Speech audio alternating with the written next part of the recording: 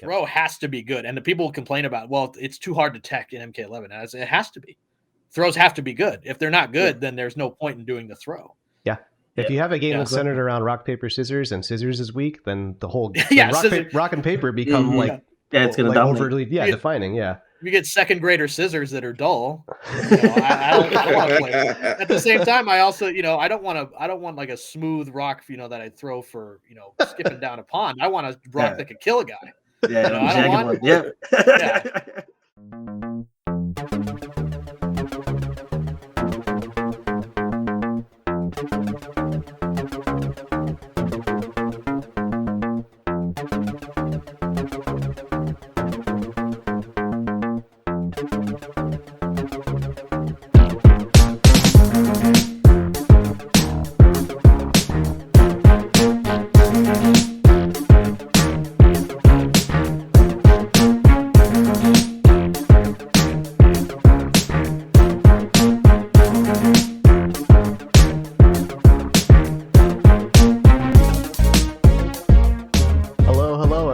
Absolute Guard podcast. What is up, everybody? This is episode 28. We're back after a brief little break. My name is Benny, and as always, I'm joined by my co-host John, who was getting his Aloha on recently. How you doing, John? Pretty good. I was out on Oahu or in Honolulu this past week, 2 weeks ago, and then on the flight back, I caught a cold. And I've been dealing with that ever since. You might hear me kind of stuffed up on this microphone. But it was good, though. I had a blast. We were originally going to shoot a show talking about my experiences with Hawaii, but the cold kind of got in the way of that one. So I'm excited to go through that in the future show. It was a lot of fun. Cool. How have you been, man? I've been good. Just kind of getting through things right now. I got a little vacation coming up this weekend, actually, so I'm looking forward to that. Just a few days, but it's always nice to kind of get out of town and get that R&R. Totally. Well, today we are doing something new that we wanted to start with this year and try to do a monthly panel. So ordinarily we have guests on and kind of talk about their history in the fighting game community and talk about whatever they're interested at the time. But we decided we wanted to also add more people at the same time and talk about highly focused specific topics. So today, for the month of January, our panel is going to be about Street Fighter 6. There was a beta that occurred last December, and we're going to have two guests on that have both played the beta and have been on the show before at the same time. So without further ado, here is Tanner and T-Dot. What's up, guys? So, hi, everybody. I forgot to start playing the video on our podcast. No. Yeah, I was looking at that, waiting for the battle to begin. Yep. That's it's about the beta. You want to have the real beta experience. Yep. True. Lots of menus. Exactly. Well, very cool. So we've had a couple panels already about Street Fighter 6 before, so we thought we would try to take a more character-focused approach this time around. But first and foremost, let's talk through just general impressions for anything that we haven't already said. Or Tanner, this is your first time talking on our show about it. Why don't we start with you? Like, what was your general impression of the Street Fighter 6 beta and for the game as a whole? Well, okay, so I got to play it for the first time through my Xbox. I got a code for it. And I would say I don't have anything new to say about the basic things like the UI, the matchmaking. I wasn't very impressed by it. But, I think the Battle Hub is neat. I think it's cool. I think it does. I think when we had Scott and Jeff on here, they talked about how it kind of mimics the feel of waiting around a cabinet. Or you can get your own local room together, which I think is super cool. I do like the look of it. I like the customization, and the customization is pretty in depth for what is basically an avatar that you might see a couple times, and they want to use it in the World Tour mode, so you get to do a lot and play with it. I like that, but of course, I really only used it to do. I would turn on the background matchmaking, not the sit on a cabinet one. So I was just walking around. I think it's fun to do the moves and just try to see if you can spinning bird kick from cabinet to cabinet, which I did many times. Nice. Yeah. And you had to. You had to. And so, but of course the meat of it is going to be the fighting game. And so I would say and I'm going to compare it to the last time I played something like this. So Street Fighter V beta. Mhm. I remember playing that, and I remember that the first thing I remember was there were a couple things that I knew I was never going to like, and that I thought were a problem, but I knew they were never going to change. And one of them was when you get knocked down and you can do a back roll get up or a regular get up, and the back Oh, roll get up has like different timing. right. So a lot of people were getting jabbed the shit out of them on wake up, which if you ever played in Arizona, that's an Arizona special. You get used to that. That's not like that big a deal. But what's really frustrating is that like you have to manually know the timing. And Right. I knew you were going to have to guess all the time, even in the corner. There was different timings, and I thought that was going to be super annoying.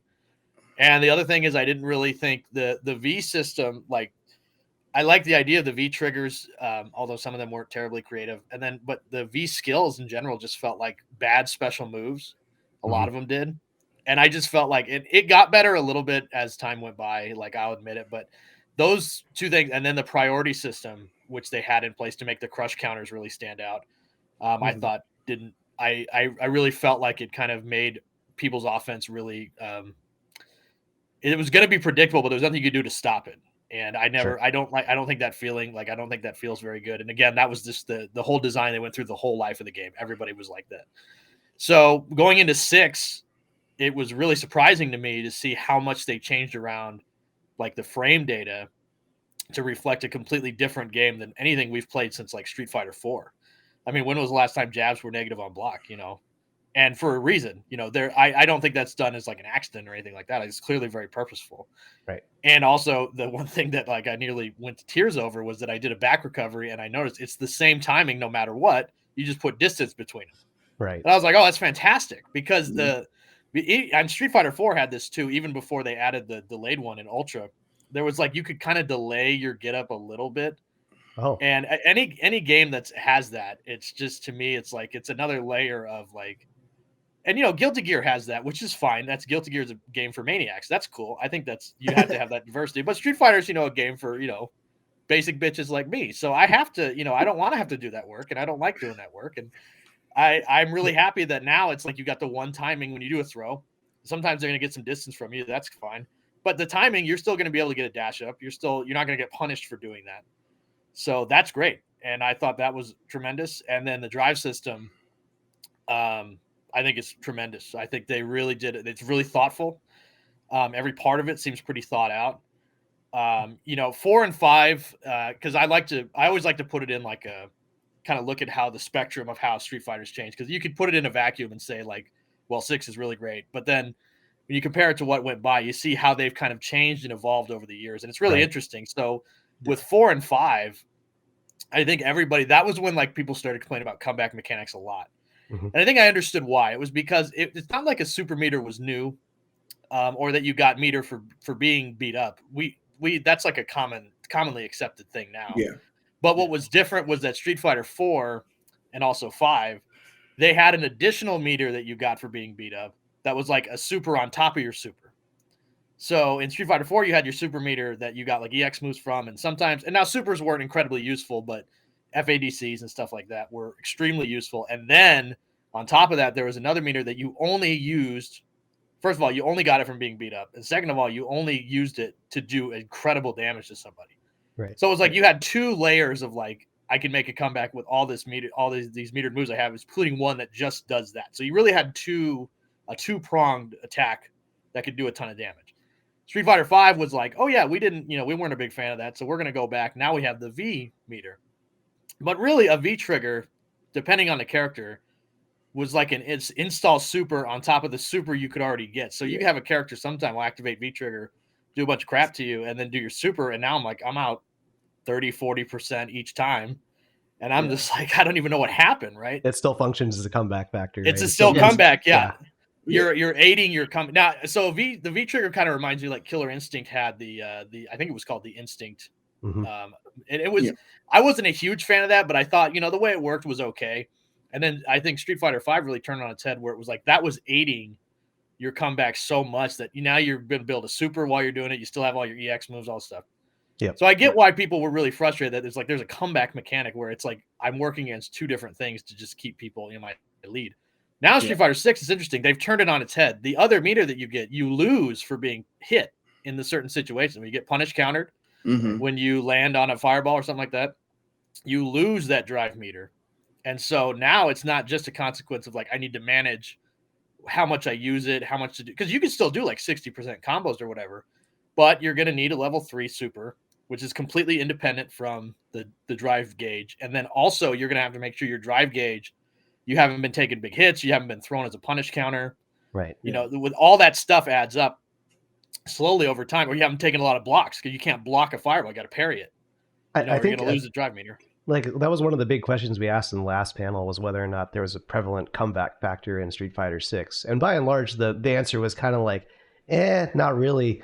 But excuse me, it seems to be that it's more built into the drive system for like once you burn out and then you pop back with full drive meter. That seems to be the big comeback mechanic, because from there it's based on your opponent and whether or not they have a bunch of drive meter to match with your now full bar. And oftentimes if they burned a ton trying to kill you and burn out, they're going to be in a bad spot as well, where they have little drive and they might burn out while you have a full bar to burn them back out.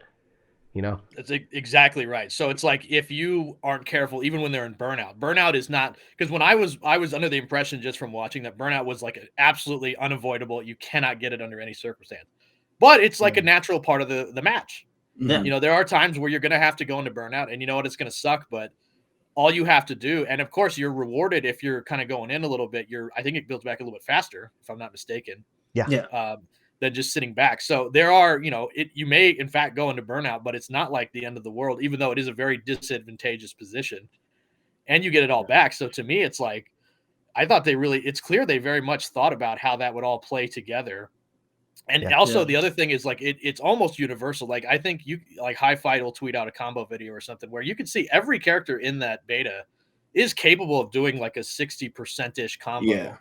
Yeah. And it's not even like a real, like, oh, it's incredibly situational, you'll never get it. Not really. I mean, Drive Rush is so universally, you know, usable, and the basic version doesn't cost that much, to where you can pretty much do a huge combo into a level 3 and take most people's lives with any of the characters. Because in the other games, like 5 or whatever, like let's say you've been playing Vega or something, you did his V trigger. Well, great, you just did the kiss, you just did this kiss from a rose. You know, you turn into Seal, and that's great. But I can't, you know, that's not a comeback. Like, I got one hit, so my V trigger was all for naught. And then you play a character like, let's say, I don't know, Dhalsim or Urian, and it's like, oh my god, my life is gone. It's just over, right? Right. And so it wasn't really fairly pointed out. And same with the in Street Fighter 4, characters who could combo in Ultra. You know, the original vanilla version, Rufus and Sagat and Ryu, and you were losing like 50%. Yep. It just wasn't fair. And so, and charge characters, they got boo from any of that. Like Guile he could barely do focus attack into Ultra 1. I don't even think it worked, to be honest. And so it was like, barely. It was tight. Yeah, exactly. Tight. T's got it. Yeah.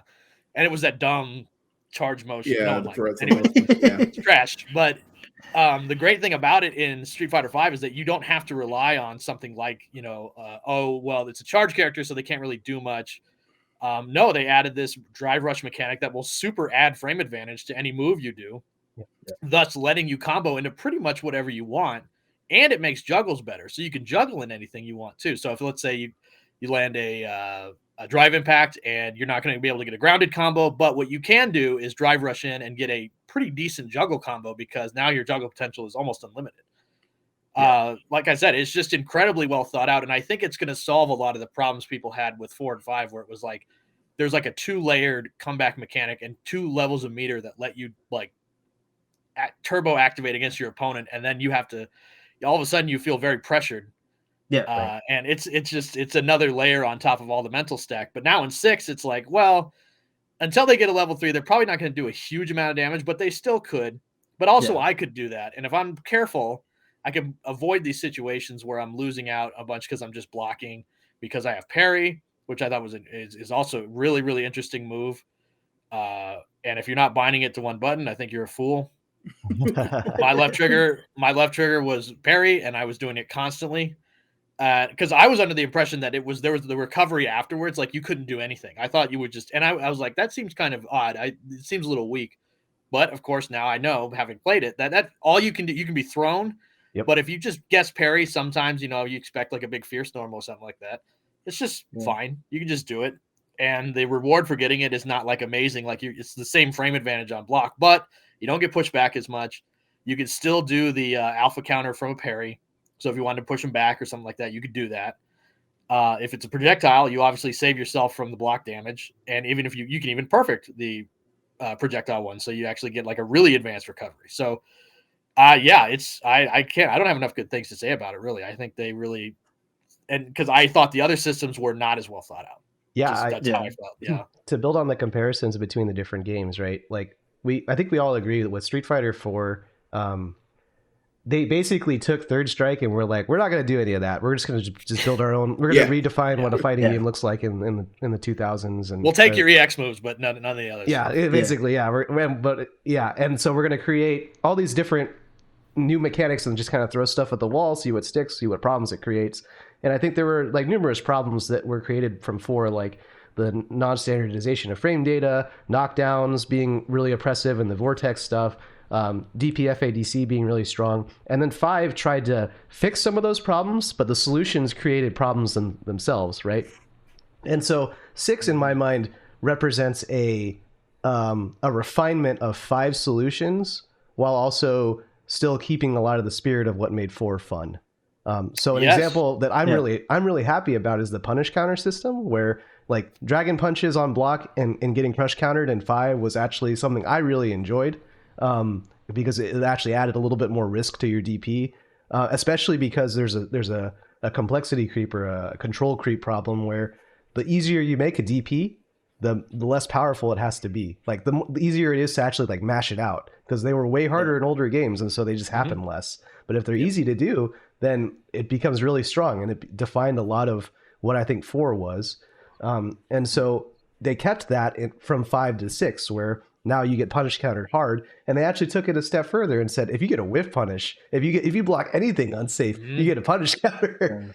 And I think that's an amazing mechanic. So I do think that like, I think 5 like created like installs were a bad idea. I think for V triggers, like installs are just not fun to play against, and people don't like playing against that stuff. And so they just took a lot of the variable part of the V trigger system, the variable system, and they just built them into the special moves of the characters and rebalanced them accordingly. So it seems like a refinement of a lot of the solutions that were thrown out in 5, I guess.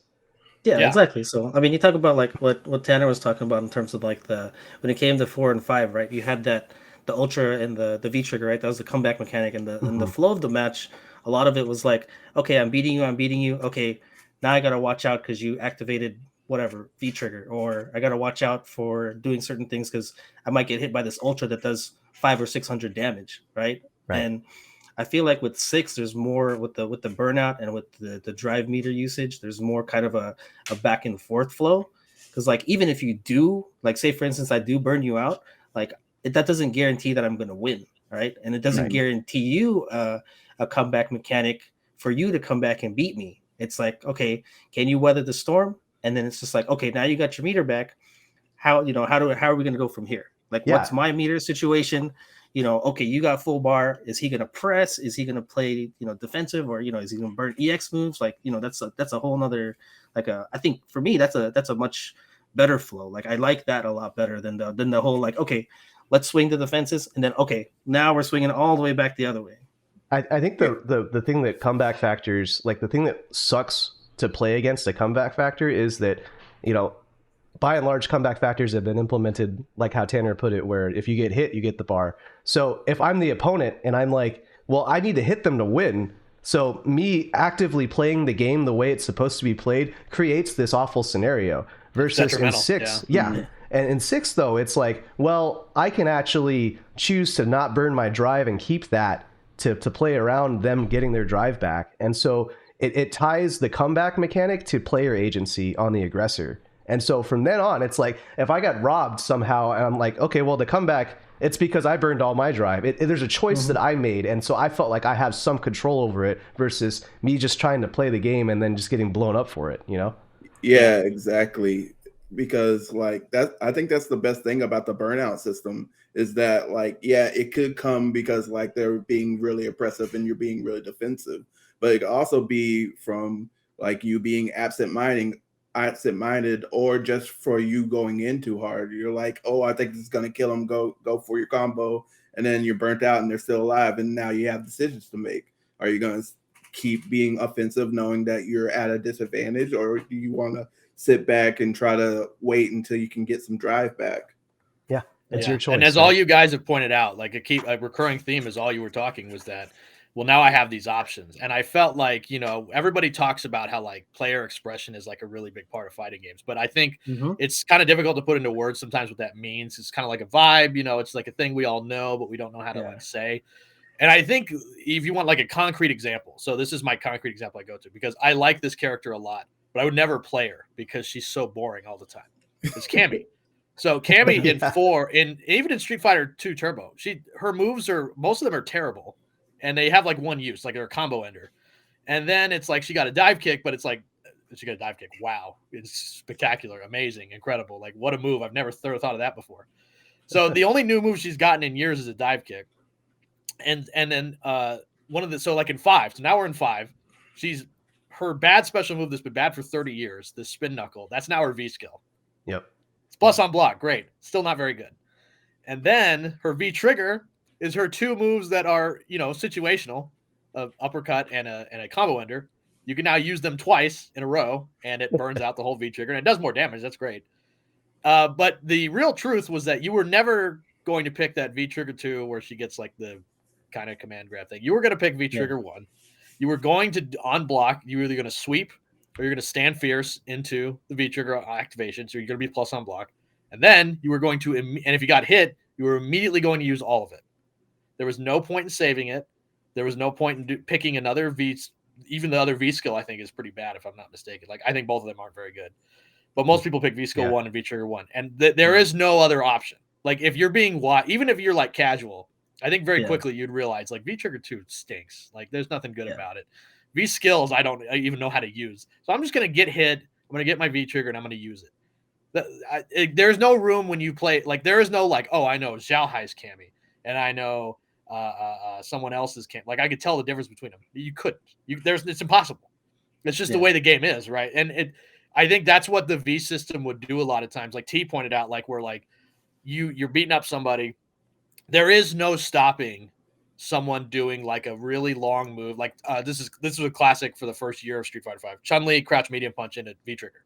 Mm-hmm. It was like it was unblockable, or Bison slide, which is already unblockable in any game. Everyone gets hit by Bison slide. It's impossible to defend. Now you can do that into like an insane install trigger where he's going nuts for like 20 seconds or whatever. Yeah. And it was just like there's nothing I can really do to stop. Like I'm jumping back constantly. I'm in a neutral jump just so hopefully I can get his slide out. But it's a good move. Like a slide, his slide's a good move, and it's unsafe on block normally. But now he's going to get turbo plus on block, and he's going to kill me.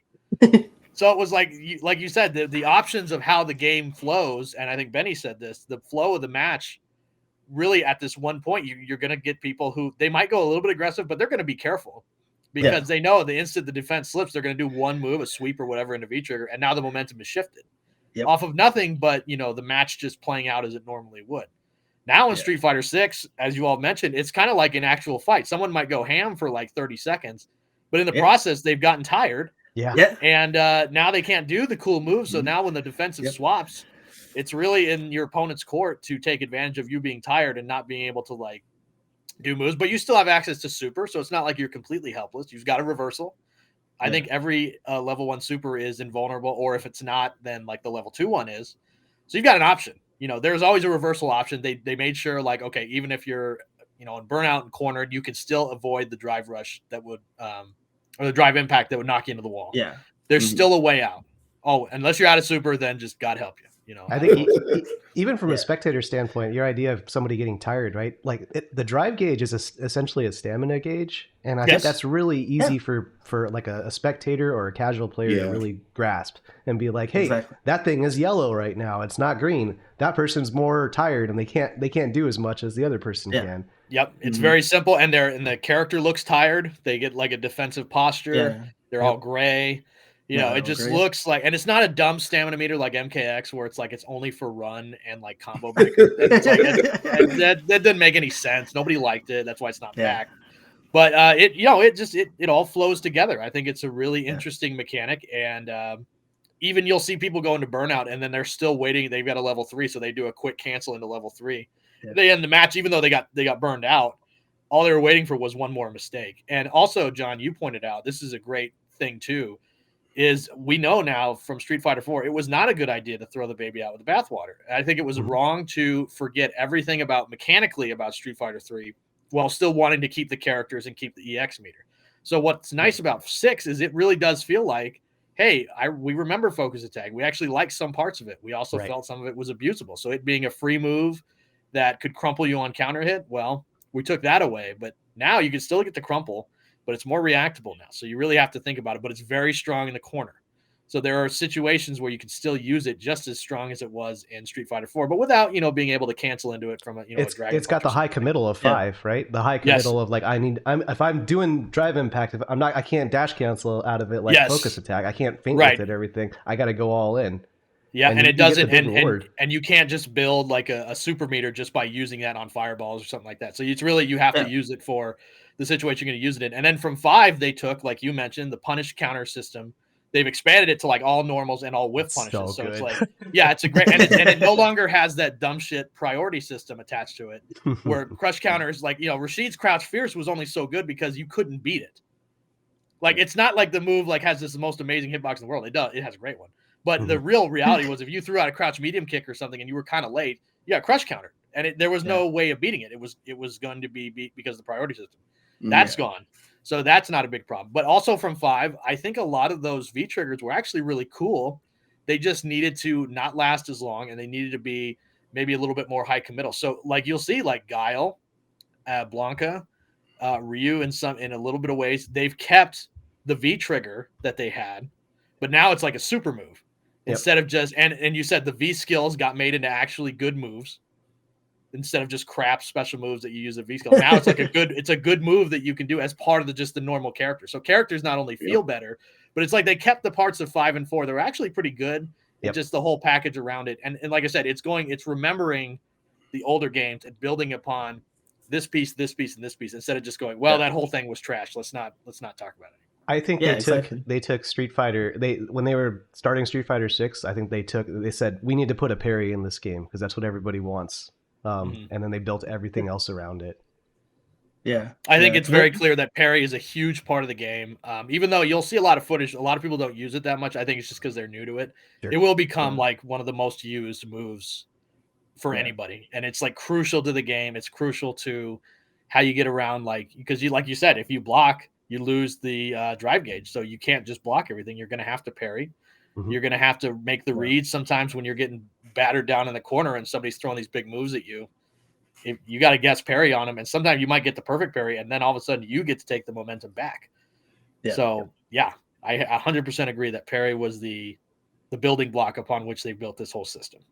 Yeah, and I think they were really good about making sure that wasn't too strong, because like that's something that we've talked about with Scott, and it's a really polarizing thing in Third Strike. Like especially for me, like I love like what it does and what can come from it, but at the same time, like it takes away like so much of what I love about Street Fighter and what I've from Street Fighter 2 from playing that, and it takes away options, fireball game, things like that I was happy to have in the games. Like it eliminates a lot of that stuff, but to kind of like build off of what you said, just in terms of like the flow, and again what you were talking about, like people being winded. Again, I think that's like John was saying, the drive gauge is a very natural thing to kind of look at, right, and to see and to understand for people. That's why, like, when people say fighting games are, they're easy to spectate, right? You see life bar disappear. This guy's almost dead, right? Same thing with the stamina bar, and like you said, it lends itself into reality almost. Like you see a boxer, he goes out in a fight, he's swinging wildly for the first 30 seconds, and it's just like, okay, he needs to take his time. This guy gets to push his offense. How's he gonna weather the storm and then come back? There's a rope-a-dope, right? Like there's some people who they'll go nuts with the X moves or whatever, and then they'll try to get an opening, and then it's like, well, they've gone too far now. And even then, like you're going back to the reality point. Think about it too. Like with the parry, the issue obviously with Street Fighter 3 was that there was no animation for it. Like it was just you'd kind of tap forward to do that. And even I've played at MK11 they have flawless block, which is kind of like their version of like a perfect parry, where basically if you block within I think it's a 3-frame window, you get the flawless block, and that lets you do a counterattack, or it stops any chip damage. So what you'll see a lot is people in MK11, they'll get like a move that's like maybe like -6 or something, and then they'll tap block real quick and then let go. And if they attack right back as fast as they can, which is kind of natural, you'll get a perfect parry. You'll get a flawless block or something like that, which I think is a fine system. I don't think there's anything wrong with that. But in Street Fighter, you have to actually block in MK. Like, you do have to block. Like, there's an animation that comes out no matter what.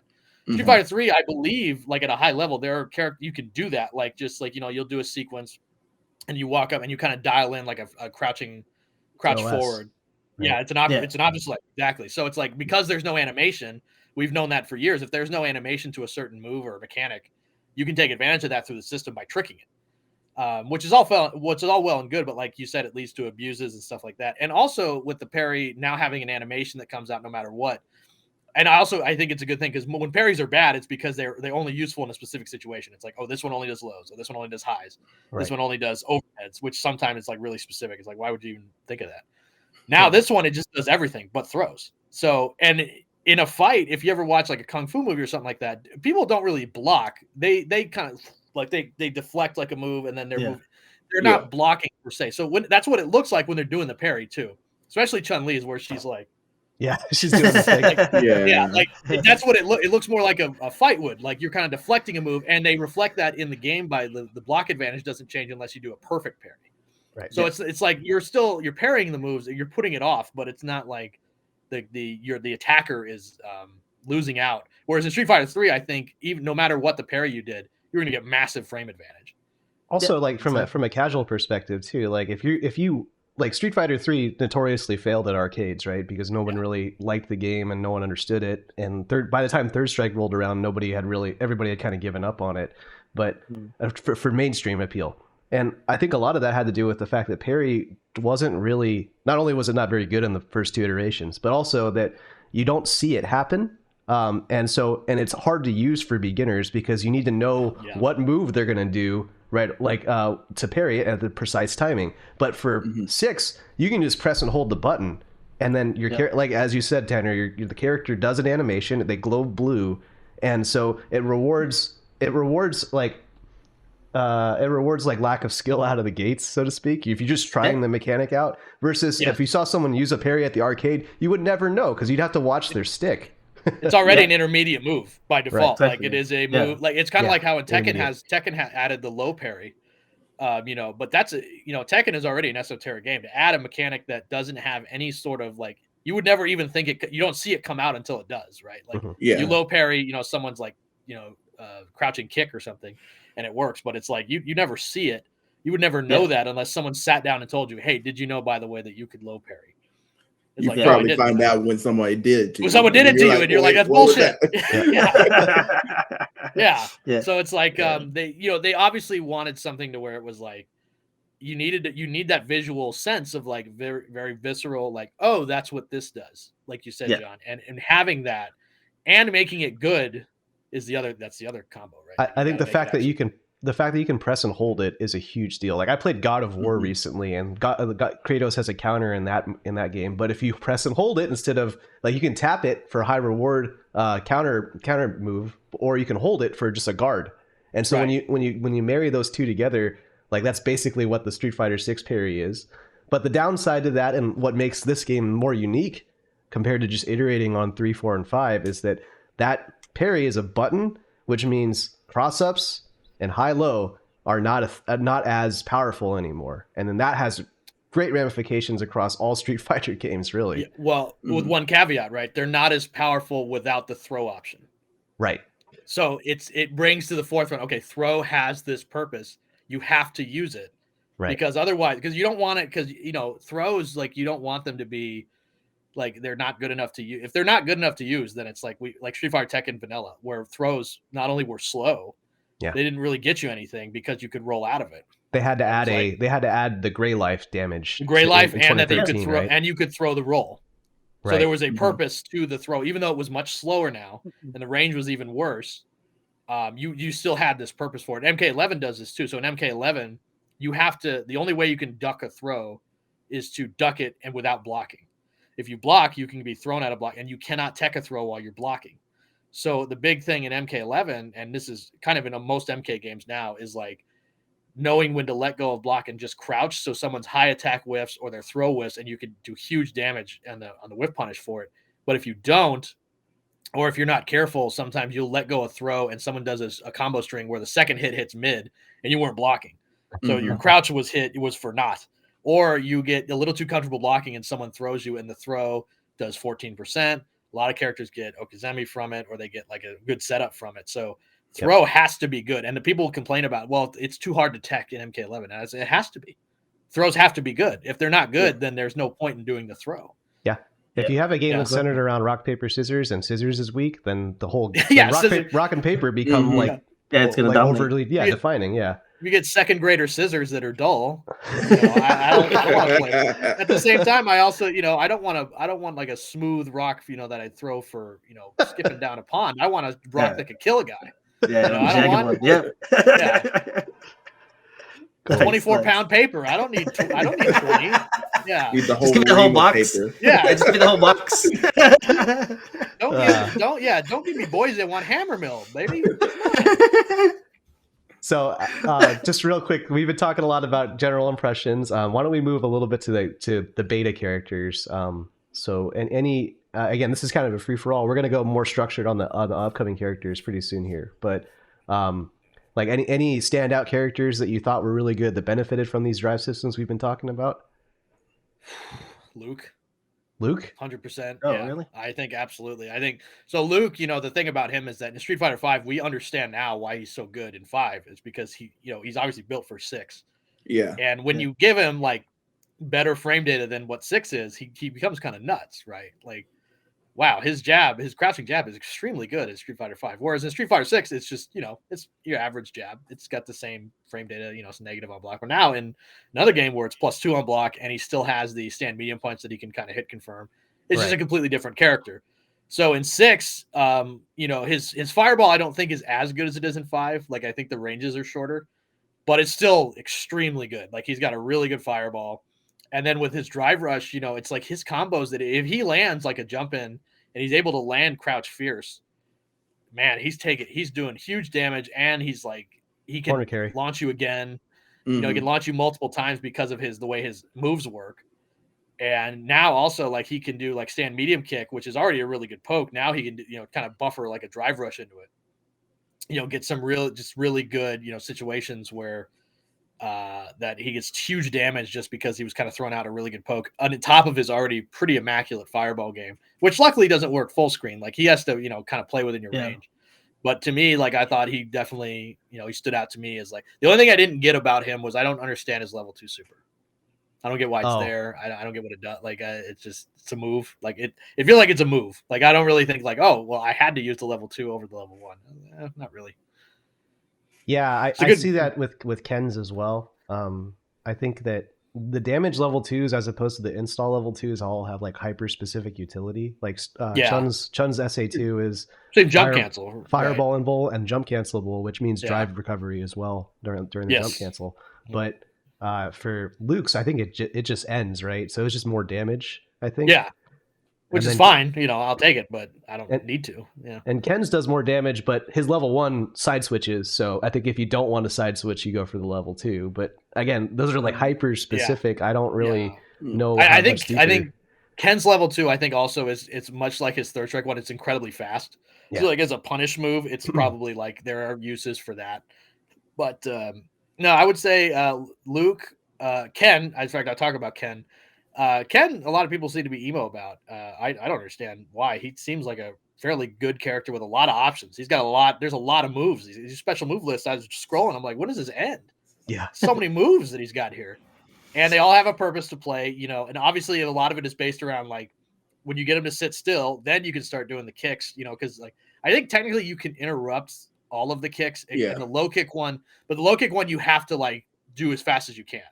So it's like sometimes my guess is he'll be able to bait you sometimes where he expects you to do that and he's kind of a ways out, and then he does he just ends it, and then you try to punish and you can't really hit him at a certain range. But then he's got the cool dragon hop kick, which kind of is like his V skill too.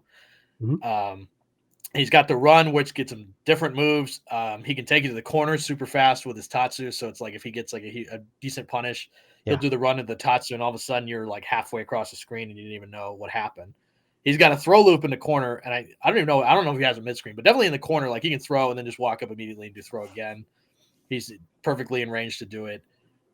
He seems like, and his like stand medium kick is like a really good interrupter for like if someone's throwing out fireballs or something. You're kind of keeping track with them. Yep. Like with Guile, like forward. something you'd walk up, you keep walking forward, and then you start throwing out the stand medium kick, and it will catch them while they try to throw the fireball, or at least trade. And then he's got the target combo that he can confirm into just to get some extra damage. So like he seemed to me like a pretty, at his level 3, you know, his combos can go forever, and then he ends it in level 3, which is, I don't know what the minimum scaling is, but whatever it is, it's still nuts. 50. So he does huge damage off of a lot of different, you know, common starters. Yep. So I thought Ken was pretty tremendous. Like I thought like he's really fun. He stands out, you know. I think that like early on, like because we have early game meta and we have late game meta, right? And right now we're in the early game phase where we're all still trying to figure out the game. And everybody knows that putting your opponent in the corner is really, really good in this game. And Ken is probably the best of the 8 right now, the best at cornering people because he can side switch freely in bread and butters. He can corner carry with the Tatsu, like you mentioned. And then once he gets you to the corner, he has a throw loop. So like he's the quickest, I think, to be good with outside of maybe Guile. But that's kind of where I'm like I think he's like, you know, top 3 right now, but maybe like he might drop as we get more and more familiar with the game and we realize that the corner isn't as good, or maybe otherwise maybe the corner's the meta defining and Ken is fantastic. I don't know. Yeah, like anything's possible at this point, but my leaning toward is that like just because he's good at mid range, you know, he's got a fireball, which is, and it's in general, I would say in this game, like, and it may change as we get more character. We'll talk about Blanka later, but he appears to be like an exception. But like anti-fireball moves just don't, like, they're not as like, oh my god, round ending. Because like, did you think of the top tier in Street Fighter 5 right now? It's like Dhalsim, Poison, Ed. They don't give a single shit about fireballs at all. Like they in have general moves in that game, you just don't. Yeah, care there's about just fireballs, you right? could. I mean, I'm going down the top. You could go down like to the middle. There's a lot of characters that just don't care. Right. And so it's like just them in general not having as many moves. Level 1 supers no longer go through fireballs.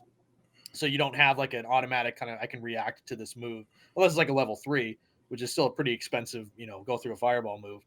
You don't have like an easy move. A lot of these, at least in the beta, didn't have an easy move that just got me through fireballs. So like Ken, just in general, his fireballs are better. But also, in with Ryu too, it seems like the Shoto fireballs, the low one might have a little bit higher startup, but it's a lot safer. And the high punch one is like really fast.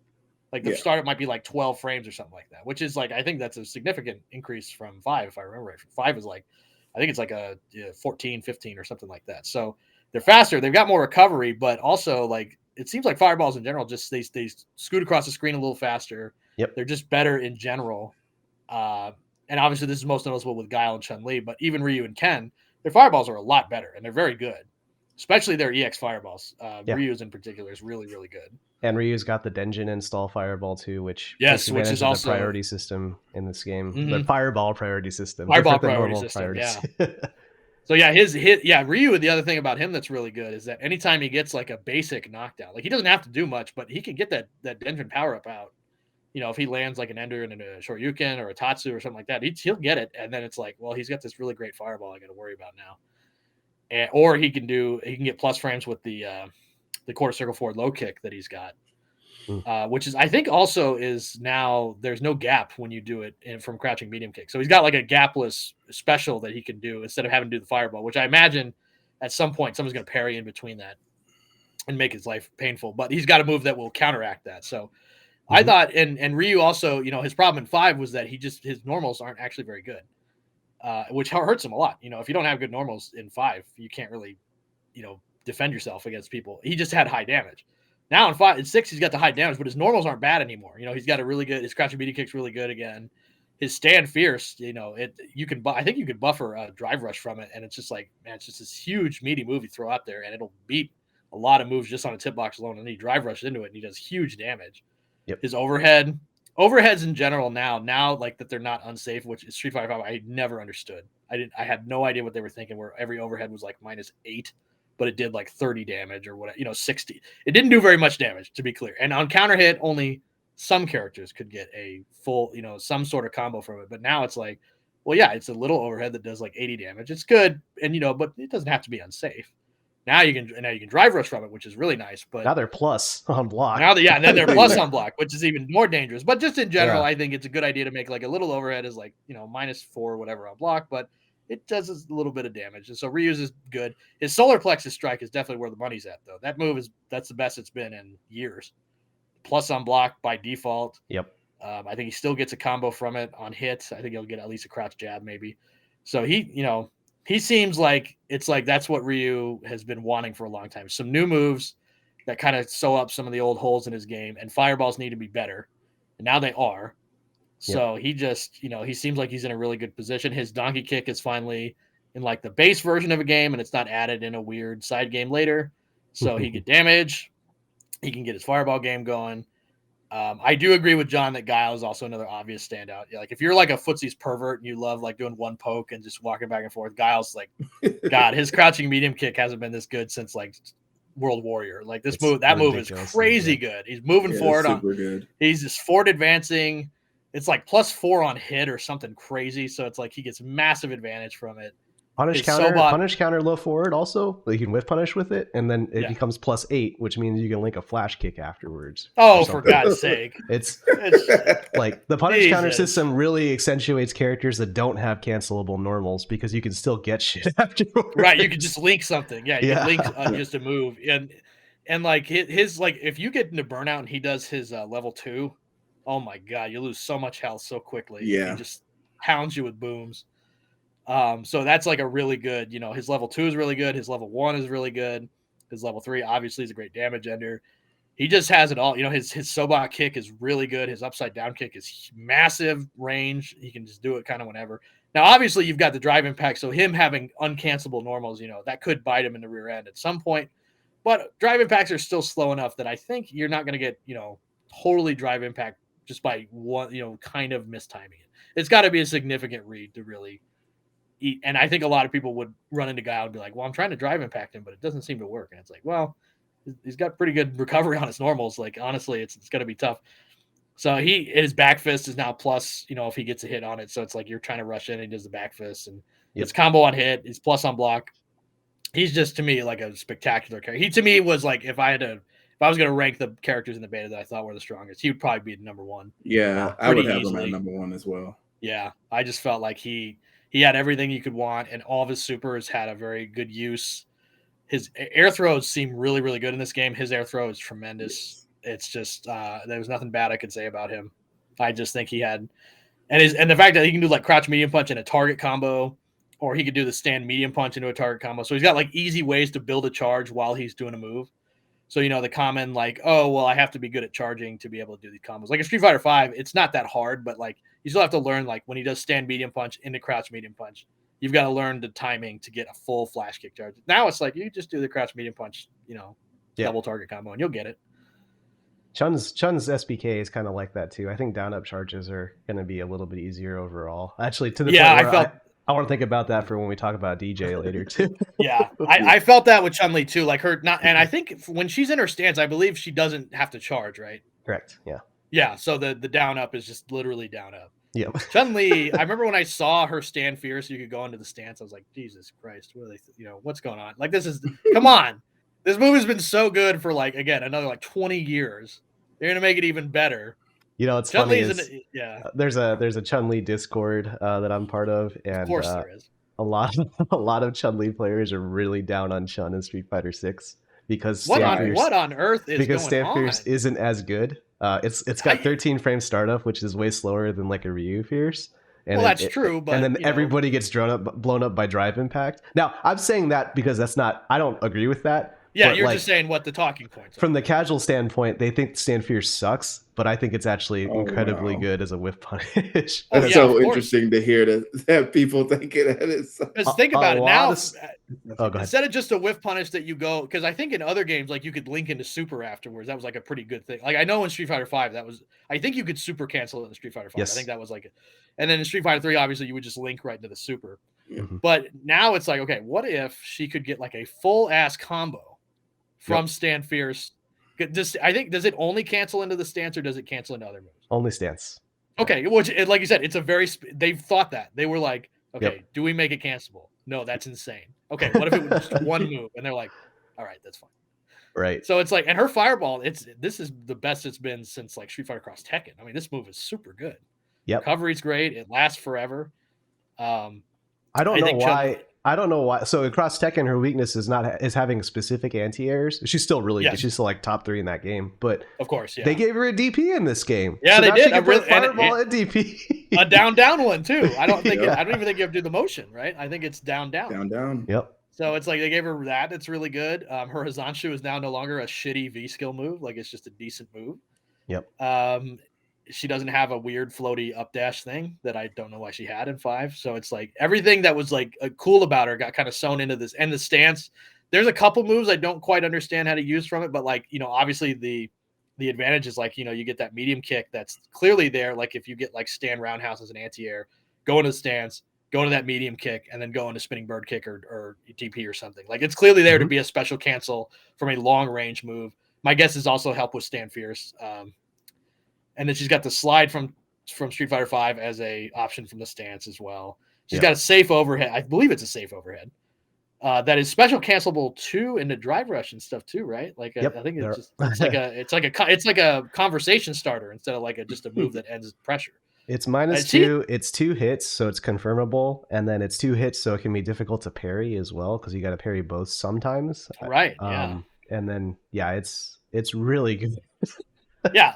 Chun-Li to me seems like she should be very, very happy with all the training she's done over the years. She seems to have learned a lot of moves that are really, really quite good. And she and her normal as usual. I mean, she's got her old Street Fighter, Street Fighter 2 stand medium punch back, which is a great move. Because she had it in 5, and it was pretty good, but it wasn't as good. Now you're talking about the forward strong, like the poke, or the elbow strong, that everyone's memeing about. Okay. The elbow, the elbow thing is a little weird, but like that's fine. I don't care about that. Yeah. That's a good move. It's fine. And I think she has an actual crouch medium punch now too, right? It's no longer a slide. I think it's just a move. Yep. So I think Chun-Li and Guile were the 2 characters I would have said, I'd peg as like maybe the best, maybe all around characters. Yeah.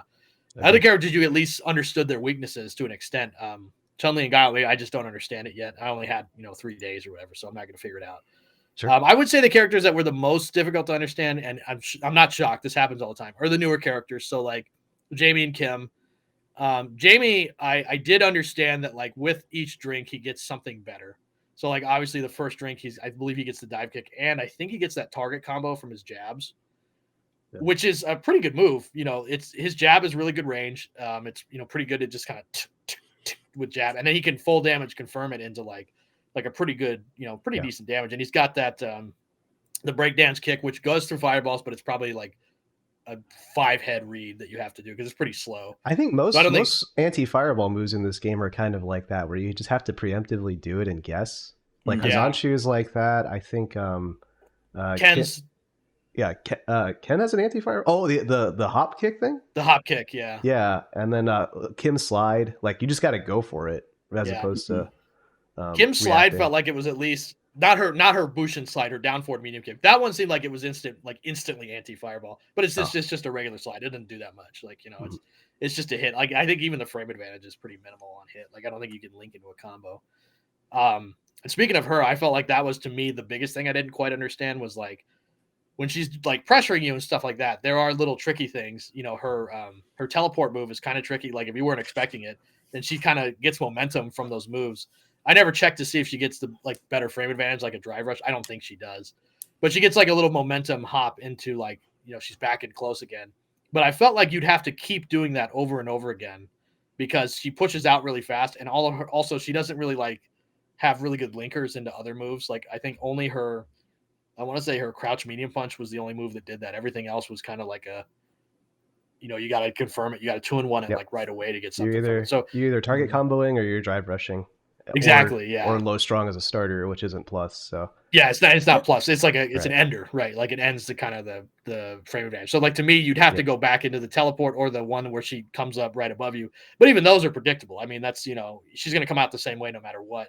Sure. And I know a lot of people, originally thought her forward hard kick was going to be like really like a spectacular move. I don't really think it is. I think you can very easily, and this when I was playing as Guile and Chun-Li, the first thing I did is jump back air throw. That beats like every option that's not her just going backwards, which I don't care if she does that. It's just a move. So I think she has. I just couldn't quite figure out like, okay, what is she supposed to do to like stay in close? Because clearly she has good combo damage. She can get in really fast with if she uses a little bit of meter. She has good anti fireball. She gets plus on block if she lands that Bushin run low kick. I think she gets plus on block. Just some tricky moves, but I didn't quite understand how the whole package is supposed to come together. I didn't quite understand how to use that shuriken bomb thing. It seemed like it's pretty good to get you to stand still for a sec, but like again, after that, when that blows up, what do I do after that? I didn't really understand. Her throw, I think her fourth throw was like really good, advantage, and you get like a decent walk up into something else. But I think and then she has a loop, yeah, and then Jamie, it was like I definitely see like when he gets that command grab like that, it's a really good command grab. You get good move from it, and especially the EX one. But I felt like if he doesn't drink, it's like, wow, you really feel like he just kind of has to throw out, his moves, his normals, which are okay. The only thing I thought that stood out to me was if you do drive rush stand fierce, it's plus on block, and the range is amazing. Like he goes, because he already kind of walks forward with it. If he goes all the way across the screen, he's plus one in your face. He can at least do something from that. But other than that, he just kind of felt, and his anti-air, which is like, it's like down, I think hard kick. It's like this kind of crescent kick that he does over his head and you can jump cancel it. Gets good damage from it. It's good anti-air, but his reversal is really bad. The dragon punch he has where he does like a hop kick or it's not that one I think is balanced around reward too, because if he gets the EXDP, then he gets a drink too. That's true. It's got to be. I think it's got to be pretty bad, but it is really bad. You definitely feel it. Yeah. But then like he's got his good thing, like that sweep target combo he's got is really damaging, and he gets drink from it. So he's got like a decent whiff punisher. Yeah. When he gets the drinks up, his quarter circle back is not really that punishable. Like he can just kind of do it sometimes. So I think that's a pretty good move. Obviously, people are going to learn to parry it, which I think is going to be like the next evolution of like the metagame. Is people just kind of see a move that's like reactable but safe, and they parry it, or they might even learn the perfect parry timing.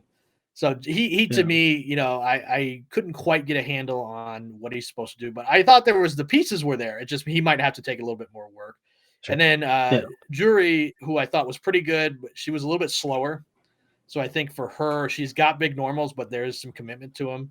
And if you're like if you get kind of parry happy, you'll learn to like when I would play against Juries, I get perfect parries on accident a lot because they would throw out these big moves and I would just kind of parry them as they came at me.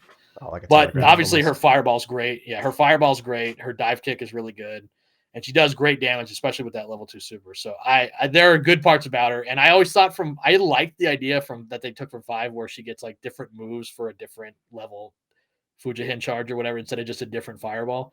Yeah. I just didn't like how she had like no moves other than those. Whereas now it's like I think they're just regular specials that get enhanced by the kick. So at least there's something you can do something even when you don't have those to do damage. Yeah. So I think she's pretty fun. But yeah, I would say all the beta characters there was something about them to like, and especially like for a character like I felt like some of the characters in 5 I felt like were like a regression. Like I think Ryu in 5 was not as interesting as he's been previously. Yeah. I thought. Chun-Li, I also thought was not quite as interesting as she has been before. And that completely flipped around. And we'll talk about the other characters later. But I feel like there is a lot more creativity. And that might just come with not having to restrict themselves to using like it as a V skill or, using it as an ultra.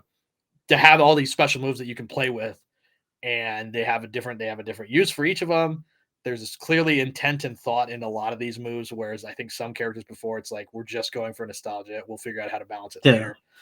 Which you fall into that trap all the time, right? Like you just want to bring back the feeling of what was new, was old, but sometimes it doesn't fit into the new system that well. Right. Yeah, well, exactly. Yeah, I mean, we've done a lot of discussing about the current beta characters. I know John wanted to talk about the newer ones, and we've gone through a lot of time. So. Give me like a quick 2-minute impressions on we'll go through the characters here. We'll go with Blanka and we'll go with the T-Dot first. Blanka, that slide is crazy. like drive rush slide. Did y'all see that go across the screen Combo in, like, after a half Blanka second? ball. That was a combo, It's yeah. ridiculous. I think it was a good call to give him the V trigger as his level 2. I want to know if that level 3 is a grab. Yeah, I don't Because know. if that's Yeah, because like it kind of looked like his hop grab from it did. 5. Yeah, And so I want to know like if his hop grab is even there or if it's just now it's level 3. Okay. But overall, like his character design is great. Like I like his music for his stage. His stage is cool. EX ball going through projectiles worries me, but it looks like all the balls are punishable, so should be all right. Okay, cool. Yeah. How about you, Tanner? I thought so. Blanka, always incredibly annoying character. Nobody likes him, but he's back. And I think if that has to be the case, I think they did a pretty good job. I like that his stand medium kick appears to now be cancelable, so he's got like a longerish range move he can go into electricity from as like a whiff punish, which has always been kind of a flaw of his. Like he's got to be holding charge to get like something decent because his electricity doesn't have that much range. So it's like he's got to do like a kind of crouch medium kick into ball type situation a lot, or crouch medium kick into electricity, but that doesn't work from like the max range. So that should be good. The one thing I noticed that I think might be an issue is that his Blanka ball appears to take a whole ass drive gauge on block. Yes, it does. Oh my god, like that a was whole so bar. good. And I'm like, okay, so if you can't punish that, you got to start parrying that thing because good Lord, like especially if he's got his level 2 super up and he's going to do the one where he can do a Blanka ball and then go into his like other one that I'm sure is like safe or plus on block. Like, man, he will kill your drive gauge if he's in that level 2 and he's doing that much damage from just a regular Blanka ball. And if you can't punish that on block, man, you're not going to like life. Like that's because usually, I mean, normally that's really good for him. Like if you can't punish his Blanka ball on block, you're in for a bad time no matter what. But I would say it's extra bad if you have to parry them each time, because if you weren't expecting it and you blocked it, you just lost a whole pip from your drive gauge. Like that's a lot. That's a lot more than like I haven't seen. I don't think any other character besides Marissa can do something like that. Not on block. Yeah, it's a very large amount, and the ability to take away someone's drive gauge in this game is like that's pretty rare because you gotta land a super or something. So yeah, mostly it happens on hit. It doesn't usually happen on block. Unless you've got like a just constant fireball pelting. But yeah, that stood out to me a lot for Blanka. Yeah. So what about you, John? Yeah, my notes here say so I think he's an anti-projectile character in a game where fireballs are really good. And that hasn't really happened in most recent iterations of Blanka. Like if we continue the theme of comparing 4 and 5 with 6, right? Like 4 Blanka was bad, 5 Blanka was bad.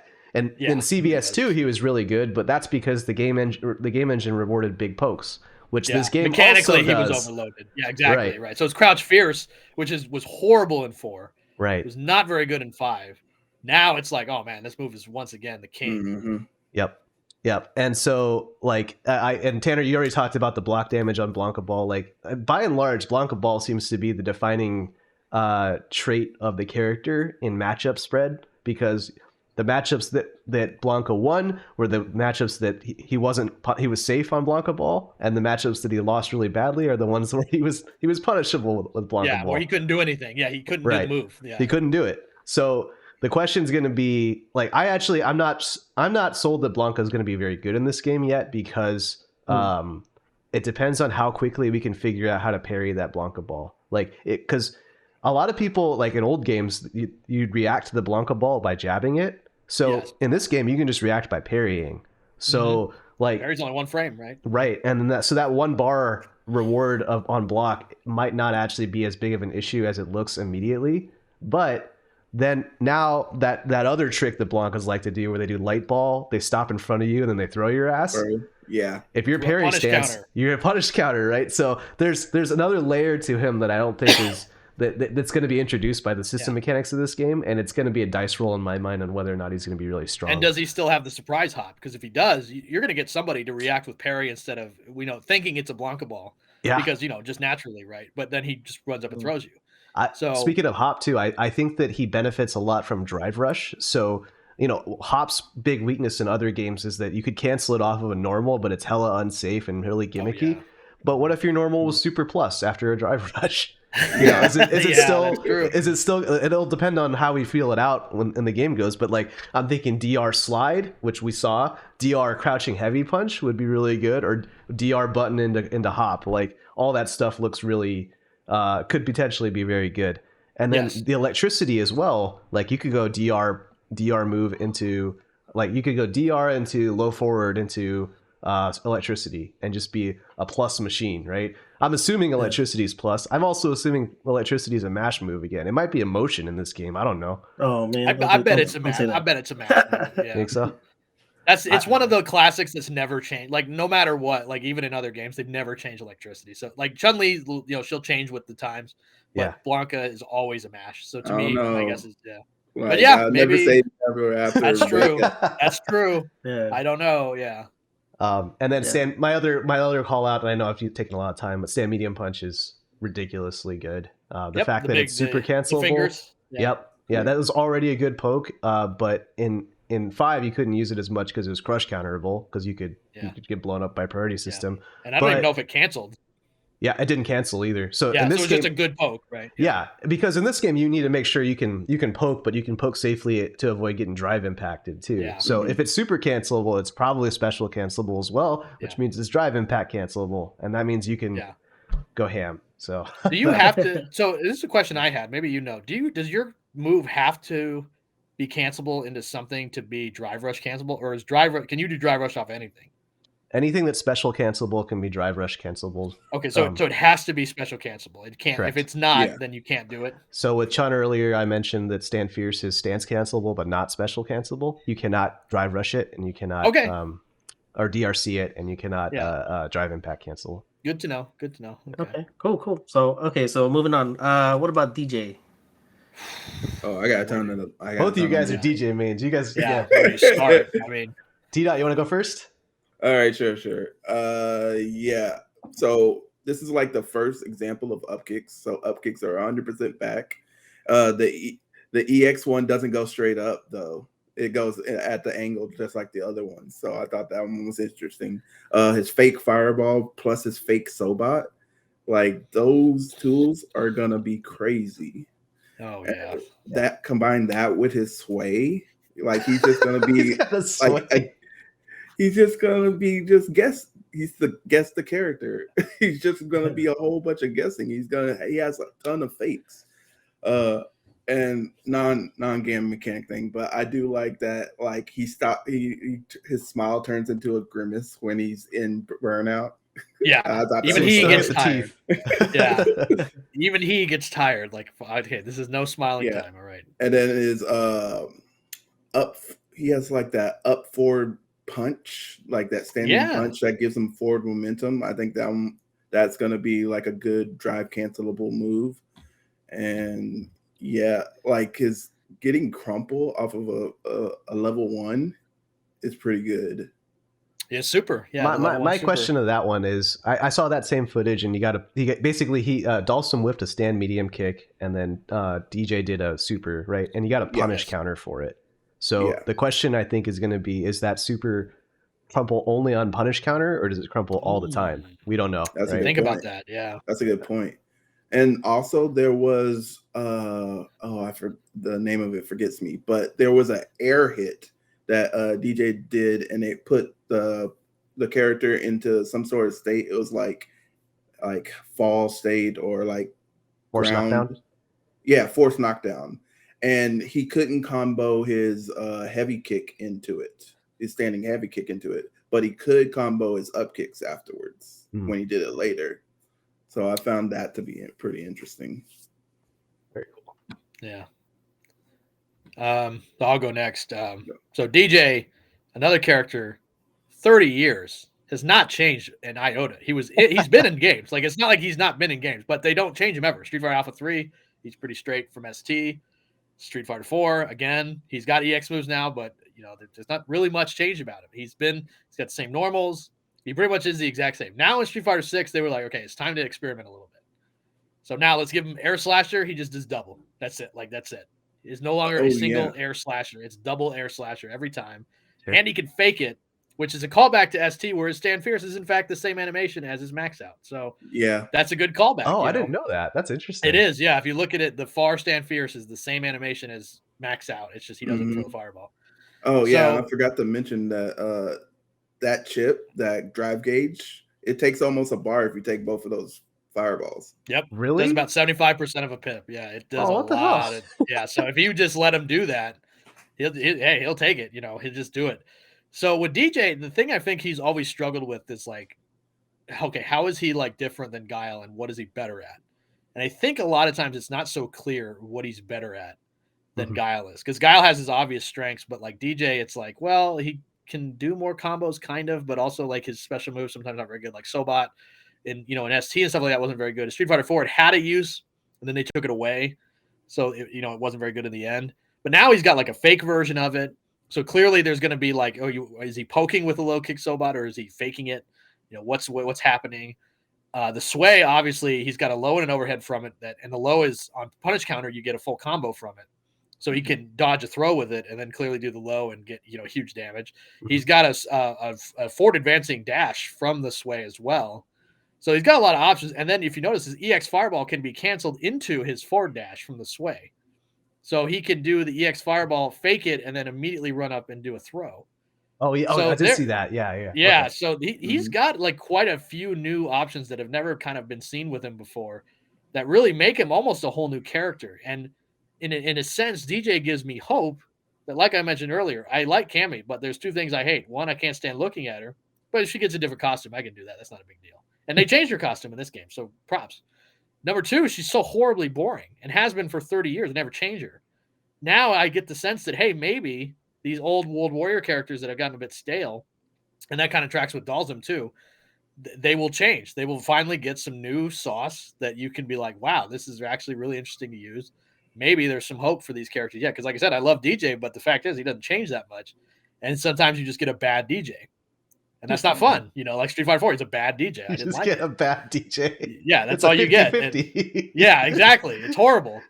But now it's like, man, he's really got something cooking there. And then I just was really impressed with DJ. Really good new ideas about him, and like how he's got like this rhythm to him, and like, can you guess what he's doing? Can you get a sense of what he's, what rhythm is he on?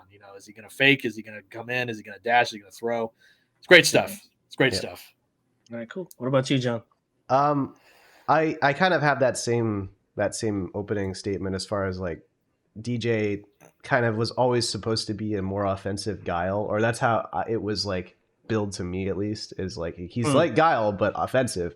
But then in subsequent games they just made Guile really offensive. So what is DJ left to do, right? And he hasn't gotten more offensive.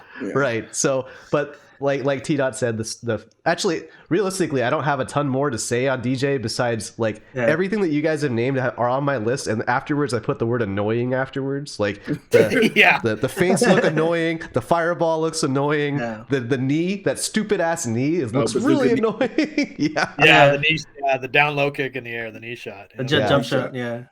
And so my only other like unique point to bring to the table here is that the double fireball is interesting, but we are playing in a game with priority system for projectiles as opposed to the hit based system. So if I throw an EX fireball, it's going to go through both of those air slashers and just win. True. Or if Ryu gets a Denjin install and throws a regular fireball, it's going to go through both those the air slashers.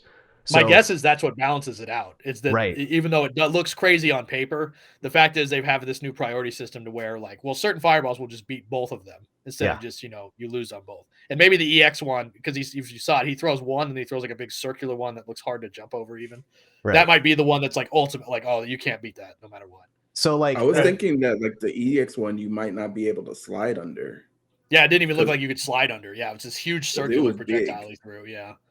So like I would consider like if I put like Ryu and DJ in a match against each other and they were in a fireball war, like I would think DJ is like Superman where he's just gonna win outright, but Ryu's like Batman where he's got prep time. If he gets that install, if he gets prep time, he'll win the fireball war. I see. Yeah.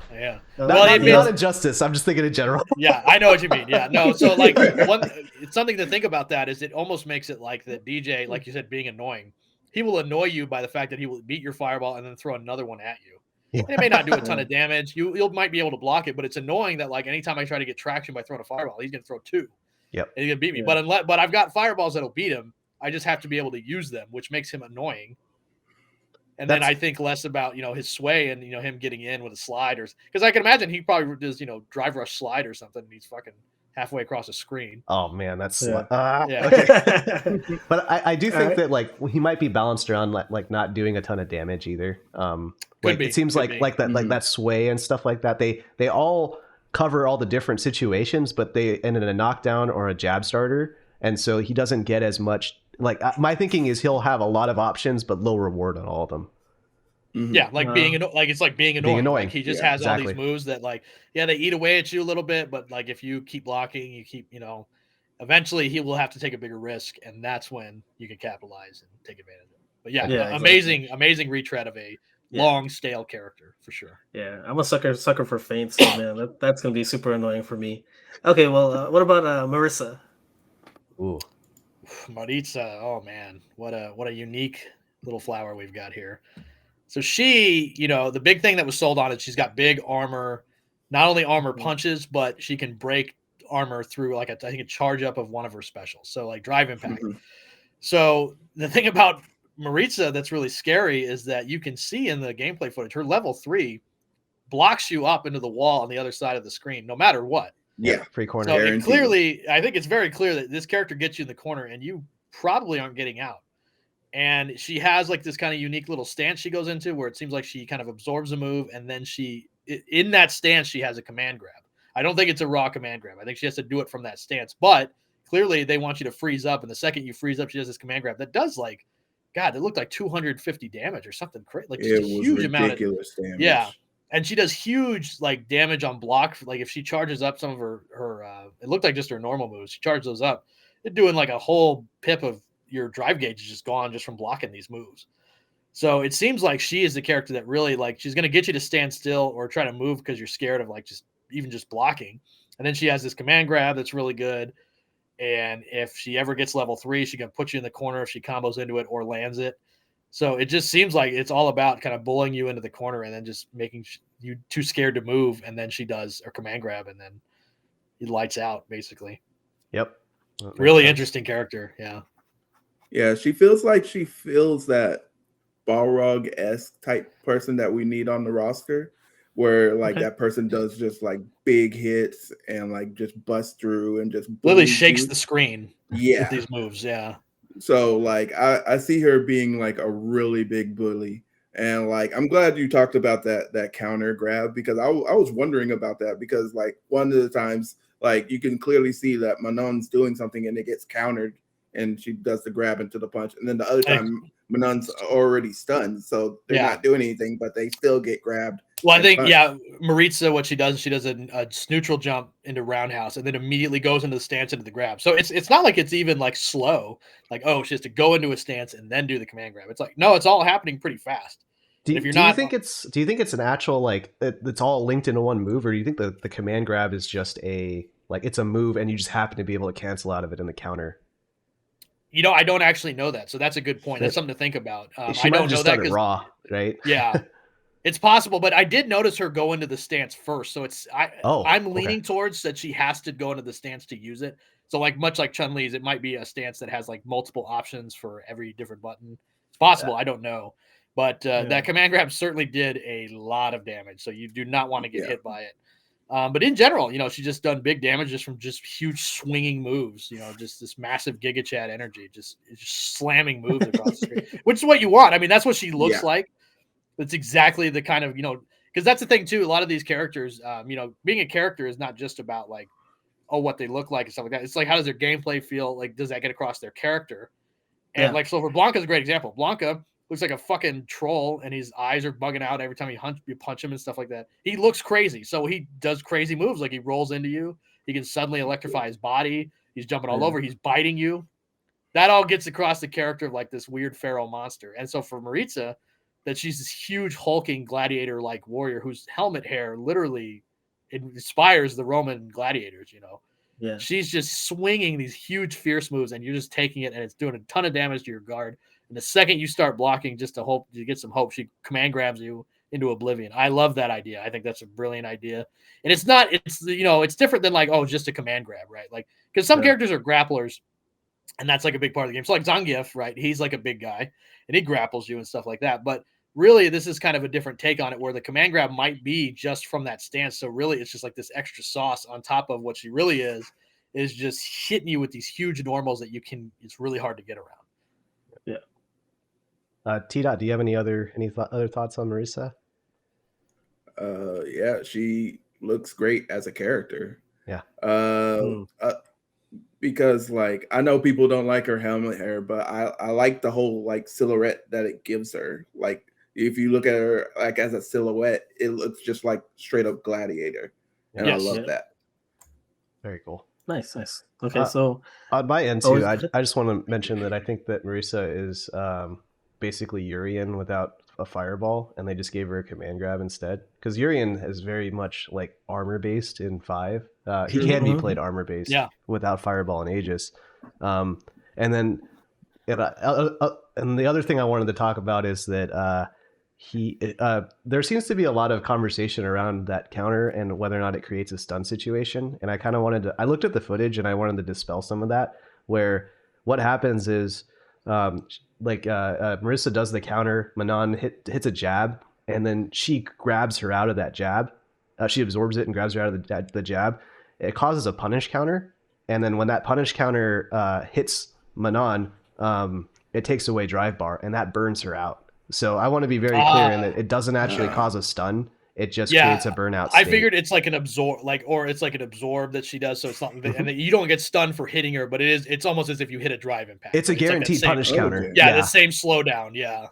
Yeah. So when you get that punish counter, it takes away like a bar or like a half a bar of drive from your opponent, and then that put her in the burnout state. And then she gets a little bit of stars from the activation in the burnout state, and that's why it looks like a stun. It happened to be in the corner too, just so it really confused the hell out of everybody. But cool. That's all I wanted to say about Marissa. Everything else, I agree with you guys. Yeah. Okay. Then the next one we had was Manon.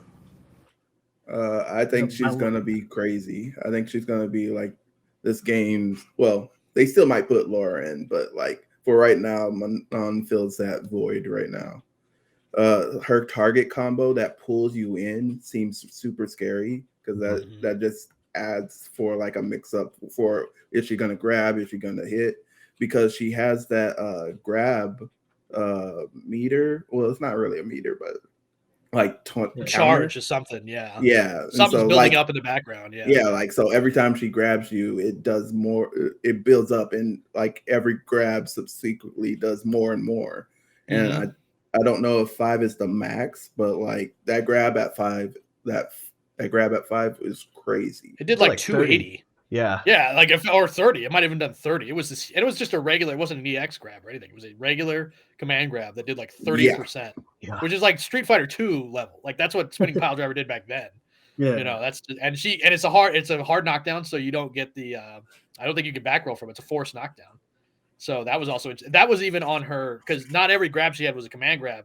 Even the hit grabs add to the counter. So if it's a grab period, like a throw, it seems like that adds to the counter, and all of those are forced knockdowns. They're not something you can back roll from. So my guess is if she's in the corner or something like that, maybe her Oki game is probably pretty nuts because you can't fudge with the time. I mean, you can't do it anyways, but like it seems like there's a way for her to really get like right back into where she's going after a throw, which is like common for command grab characters.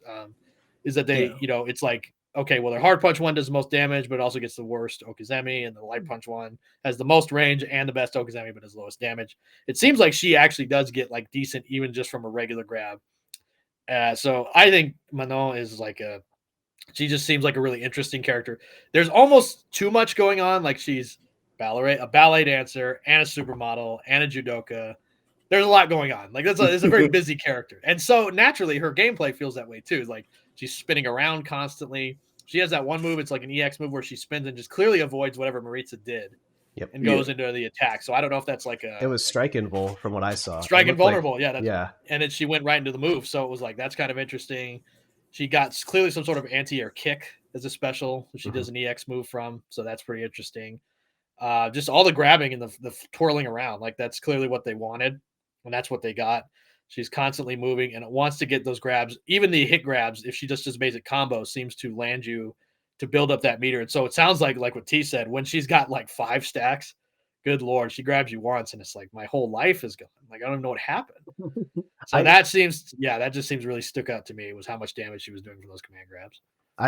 The metal level kind of makes everything really unknown, where it's like, does it just add more damage? Does it add more like properties like throw or strike and bull? Like what does it do? We don't really have all the details on that yet, but one of the things I found really interesting that I haven't seen in any other fighting game or any other Street Fighter really is that the metal level carries over from round to round.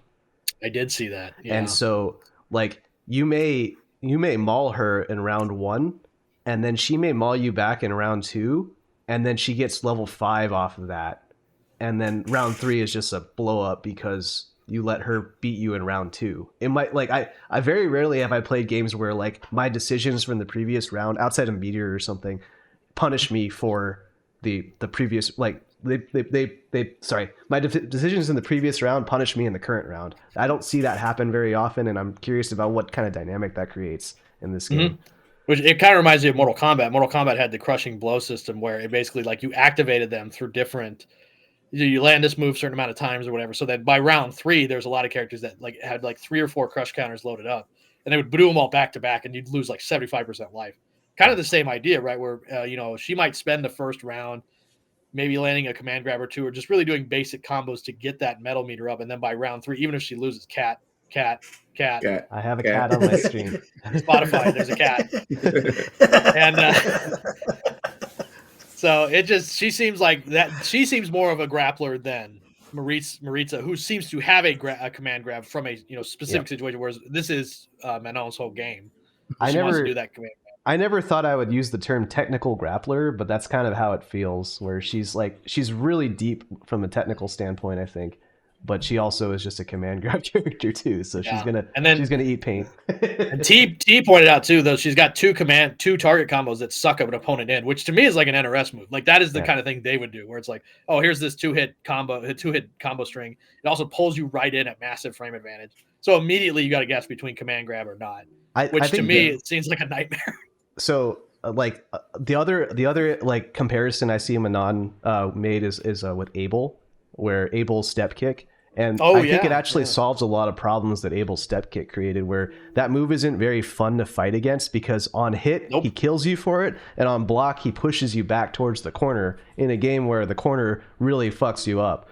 And so having a target combo where it plus 2, wasn't it? It was plus, but even if it was negative, it's still like the idea of blocking it and getting pushed back and pushed towards the corner really sucks. And so like in this game, like it's step kicks, they create the corner carry situation in general, and it's just like, I'm not going to be able to, that's just not going to be fun. So the target combo is a good example where maybe it's unsafe, maybe it isn't, but either way it pulls them towards her instead, so you don't lose screen space by having the gall to block, Yeah, of course. And all of Jamie's target combos are kind of like that too. They're pretty brutally unsafe. And there was not a character I saw that had like a really safe target combo they could just do. So my guess is that probably will last throughout the rest of the game. If I had to assume, but anything could change.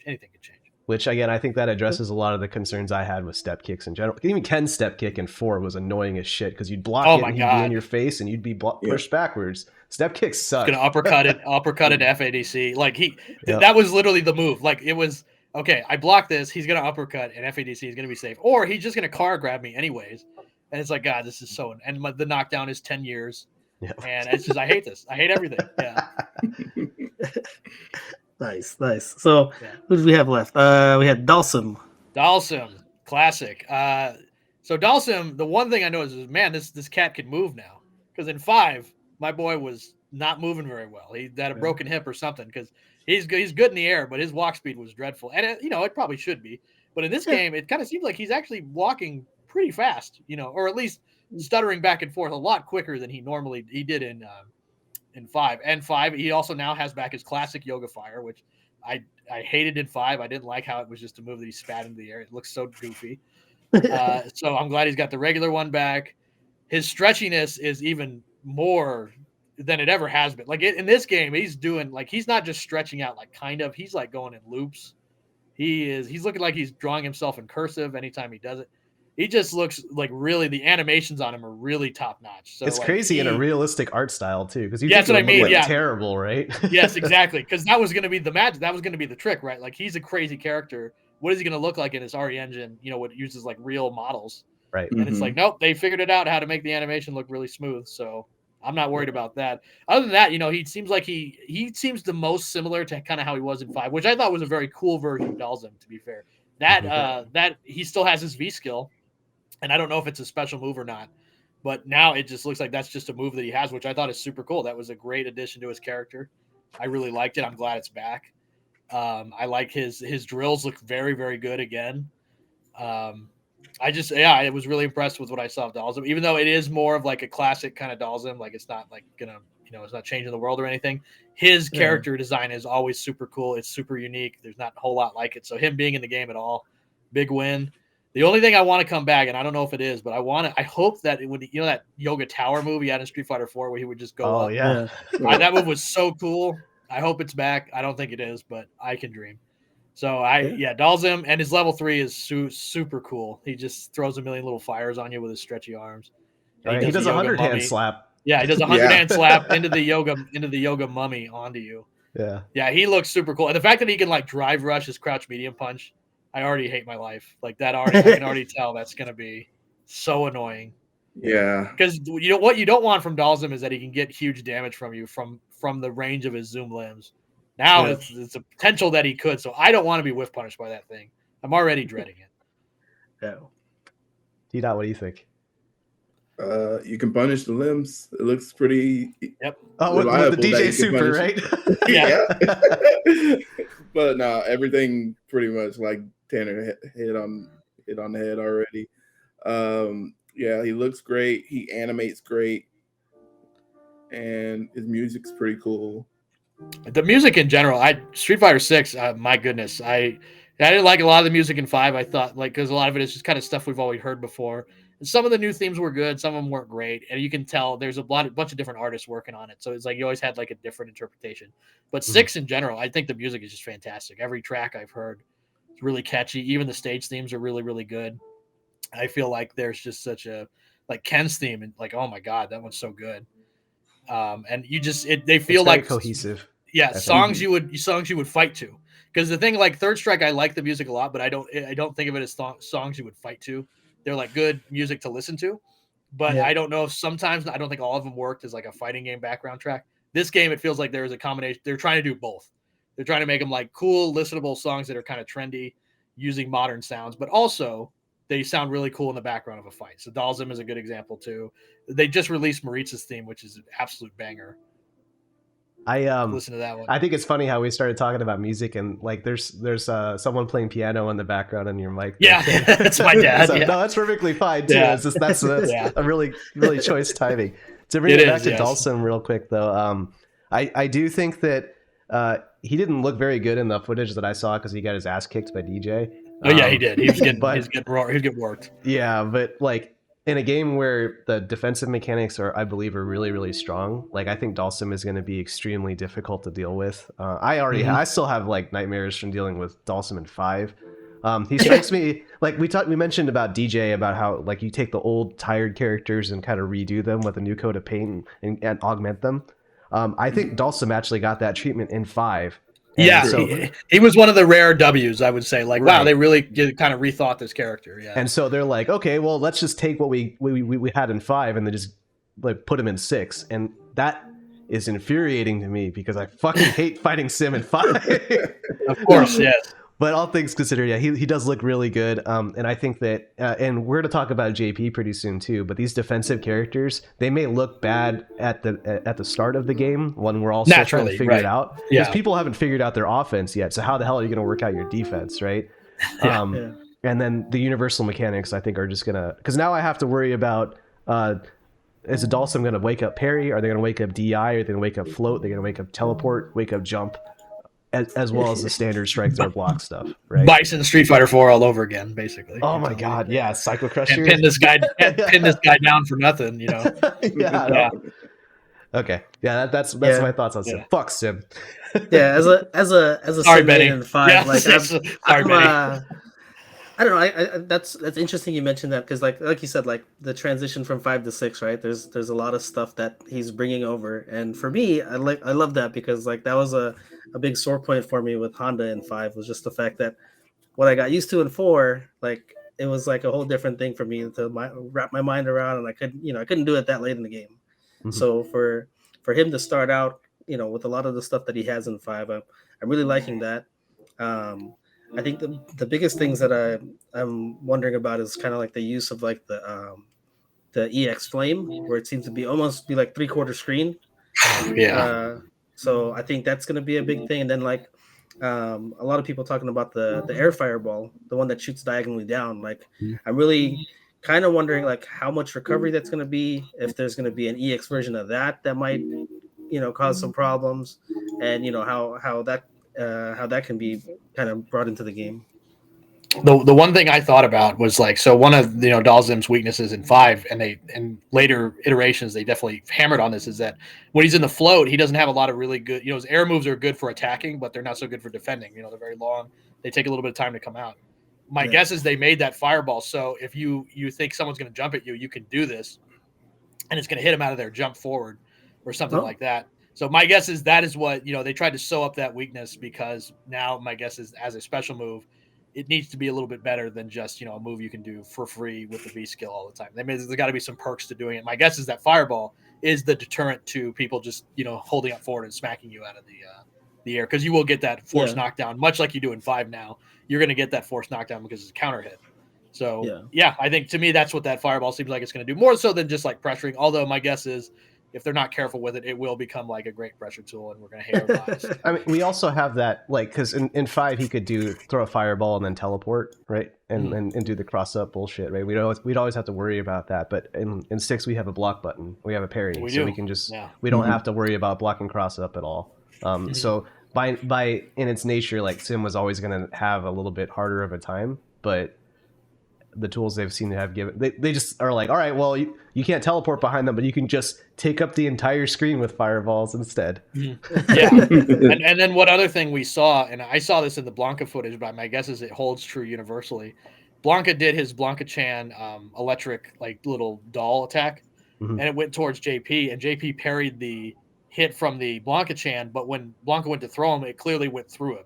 So he was in an unthrowable position during his parry animation. So my guess is now if you try to do the same thing you would do in like Street Fighter 4, where you threw EX Yoga Flame straight and then did the teleport, if you block one of those things first, he's not going to be able to throw you or force that kind of mix up immediately. So yeah, it does take the bite out of that a little bit, but my guess is he's probably going to be good enough to make up for it if I had to guess right now. Nice. So finally we got JP. So what do you think about JP, T-Dot? JP is like, I think this might be the first of its kind in Street Fighter. He looks really like a trap character, like Testament's old design when he had like the trees and stuff like that, the invisible traps. But these are clearly visible. And yeah, I don't want to think about invisible traps. But like, it's interesting that he can like do an attack, like manually do an attack from it, or just let the attack come out later, or teleport to those. Like, he seems like he has a lot of options. That level 2 super, I believe, where he had like the 4 demons that come from all around the opponent. It looked like he traded with Blanka, but like the demons were still coming. Yeah. I think what happened was that what actually happened was there was a drive impact. He jabbed and he jabbed and then he canceled into the level 2. He recovered in time to block the drive impact, but he recovered so quickly that he got the level 2 out, and the level 2 attack punished Blanka for doing that drive impact. So as a reversal, that seems incredibly good. If it's so fast that you can do it, and then you basically get these demons to lock you in place, while you do whatever you want. So yeah, that seemed like really interesting move that he had there. It might, like, because again, we saw it hit, but on block, it might have utility where he can teleport around you or something, or exactly, or he could set up, his right? snap, and then he's got the thing above you. Yeah.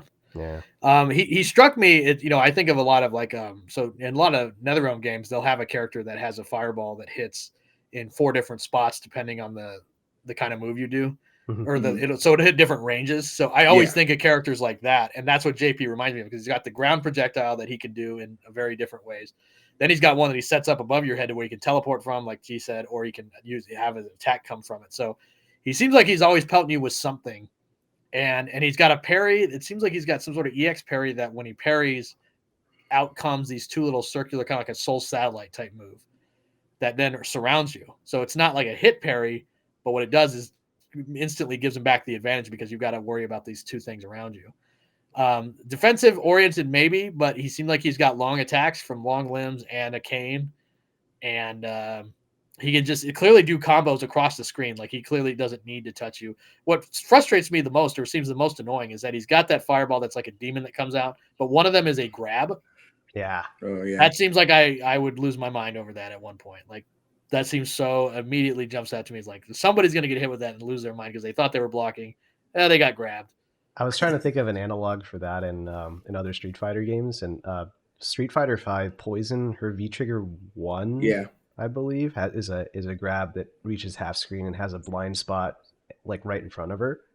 And I think JP can actually like control how far it reaches, but I think that maybe that far reaching one might have that same blind spot. I don't know. I wonder if that's its own move, kind of like Conra, where you could have different distances and have an anti-air one possibly. Oh, I didn't think of that. That's actually a good. God, shout outs to Conra, one of the long forgotten great grapplers in fighting game history. That guy what a cool character. He was really cool. Yeah. But JP, he looks pretty sweet. For a new character, you've got a lot, you've got a lot to offer in this new game. And it seems like he does strike at me as like, wow, this is completely a different type of character than we might have seen in older games. He seems like he's really well made for the system. You can parry his stuff, but at the same time, he's also got a teleport. So the second you try to parry what you think is going to be an attack from above, here he lands and he punishes you through a throw or something like that. So he has room to play. Or if you try to parry his, we just talked about his standing projectile, he then has the grab one to mess with you a little bit. So they've clearly thought about that metagame. And so we just have to see more of his normals, because again, he kind of got beat on in that one match. So my guess is JP and Dhalsim are probably a little bit harder to use, even if you're a developer and you know how to play the game. But there's definitely potential there. Very interesting character. I like that he uses psycho power, but he does it in a different way than we've seen it in the previous games. Okay, so the other thing that went viral recently is that the slowdown on the animations, like when people like went frame by frame, you can see Bison in those animations. Oh yeah. And really? I didn't so see that. badass. Like, so the command grab move, right, or that full screen projectile, it's him doing Bison stand fierce. He rushes out and then you see like a hook. And I think that's Bison's fierce. I did not know it was Bison from it. Yeah. Yeah, like it's weird though. Like I saw it on Twitter, and then everyone is like, I don't see it, and some people are like, I do see it. It's like, is the dress blue or gray, right? But I'm pretty sure that's Bison. Course, yeah. I think I don't really have much more from a mechanic standpoint to add on to you guys, but I do have a couple of points about the way he looks. He looks like Saruman from Lord of the Rings. Yeah, kind of. Yeah, he's got the same really flat hair. Yeah, with the white gray hair.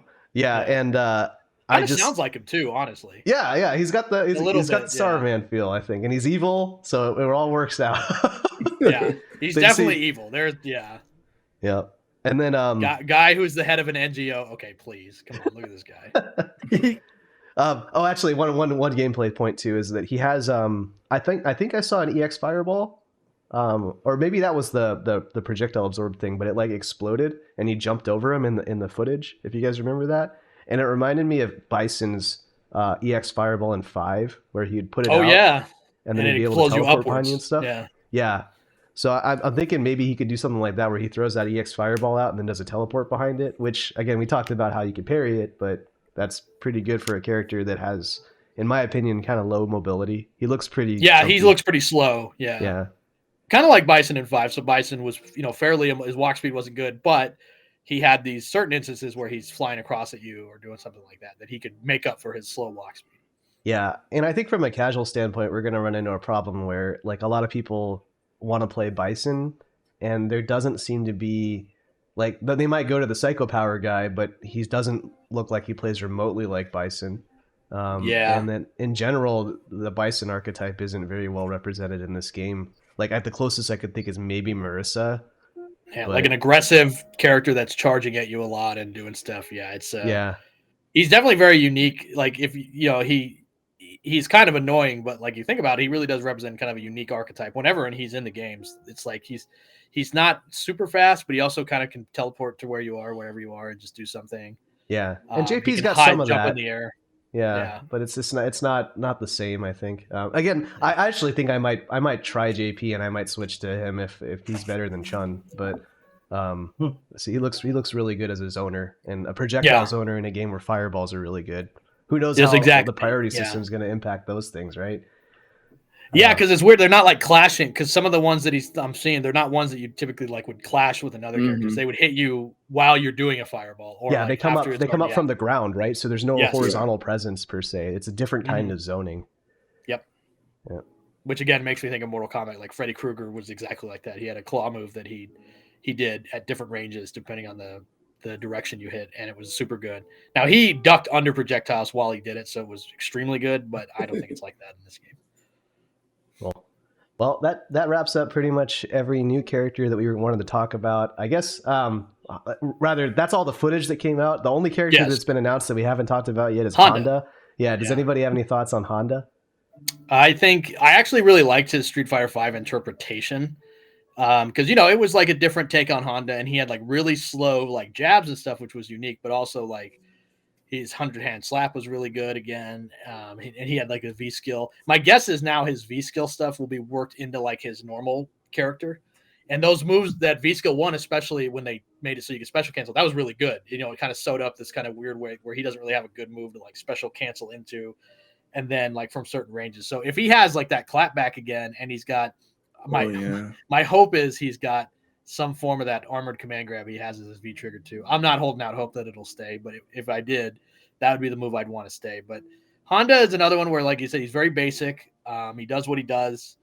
In 5, he changed up a little bit, but for the most part, he was the same archetype, and he was still different from how he was in 4. Mm-hmm. So where he's very 100-hand slap heavy, which I think is like the fun way to make the character. But also, that was a 4 thing, and in 2.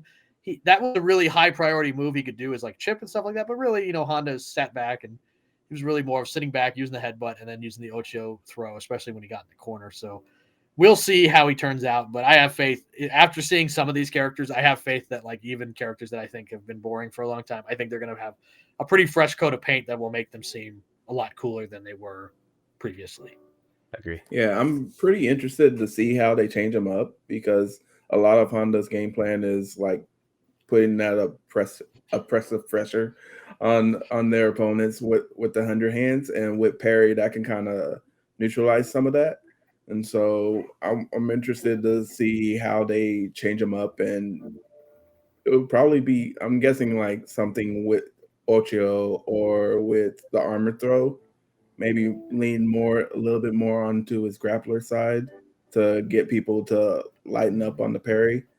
But yeah, I'm definitely interested to see what they change up with them. I agree. Benny, do you want to close this out? Yeah, well, I mean, just for Honda in general, like I've always thought of him as a grappler first. That's me. I'm the king of the walk up full screen Ochio. Like I would just be like, oh, I'm coming. Oh, he's gonna do jab hands. Like, no, I'm not. Yeah. So it's just like if they give him more to use with his Ochio, I'll definitely be happy about that. Personally, I'm just happy that he's in from launch because he was there from the start with 4. Then with Cross Tekken, he wasn't in there at all, and all I got was a little picture on the bus in the background, and I got trolled with a DLC costume for Jack. So I was just like, he's the only character from the original 8 that wasn't in there. Yeah, and really was. And then they put him in late in 5, and at that point, I was just like, I was so ingrained with Sim, and I wasn't really playing anyway. So I was just like, I don't want to play him. So I'm just happy that he's here from the start. Yeah, I think it's good to see. I think those World Warrior characters, they're a little road at this point. We've seen them all, but if one thing that Street Fighter 6 I'll give a lot of credit for, because Street Fighter 4 and 5 were like risk averse. They were like, we're not taking any, we're not doing anything new. These are the characters you've seen before. They're in their classic costumes. We are not doing a single thing to make you think that they're anything different. And now, and that's what makes Street Fighter, I think, more so than like KOF or especially Mortal Kombat, where every new game, they will make them not only look different, but they'll probably give them something new in general, in addition to their iconic moves to make you want to play them again. So Street Fighter has been stuck in this pattern where they've been chasing the nostalgia for a while, but I think at the cost of really doing something interesting, maybe take a little bit of a risk. Street Fighter 6, they've thrown it out the window and are like, let's actually do new stuff. So Ryu has a new default, Chun-Li is a new default, Guile, all that stuff. Honda, clearly, he's got a similar look, but he definitely looks like, it looks like Honda actually looks like those like ukiyo-e paintings, like those woodblock paintings. He looks like one of those characters come to life, which is how he should look. Like that to me makes the most sense. A weird random character thing I noticed too. One thing I really, really like, and you'll notice it was in the Battle Hub on like the ledges, and it's in the character artwork. If you look at like the YouTube videos for the themes of the characters, each character has a unique font and like title. Oh yeah. So if you see E Honda's, it's almost written almost like in Japanese-ish character like style. Dhalsim's is this very kind of like flowy Indian Sanskrit thing. Ryu has like his own. Chun-Li has her own. Like they're all very unique little titles, which I think is really cool. And it reminds me of the old. If you ever seen the old hyper fighting like video cassette they did with like Tomo Ohira, where they would introduce each character and they had a title like that where it was like unique to them only. I think that's just a cute little character touch that I actually really liked in Street Fighter 6. In addition to them finally changing up those characters that we all know that are classic, but could use a new coat of paint at this point after almost 40 years. Yeah. Cool. Well, I think that's going to wrap up our Street Fighter 6 beta panel for the month of January here. Thank you guys very much for joining us, T-Dot and Tanner. And you're welcome. Yeah, we hope to have you back at some point. I think we'll go ahead and call it here. So for those who some podcast news is we are back after a 3-week break here. We're going to be back next Tuesday as well, going back to our regular schedule. And we can be found on YouTube on the Spiral Series channel, on Twitch on the Spiral Series channel, and on on Spotify under Absolute Guard. If you just search for Absolute Guard, you'll find us. So thanks everybody for tuning in, and we'll talk to y'all later. All right. Bye, everybody. Love you guys.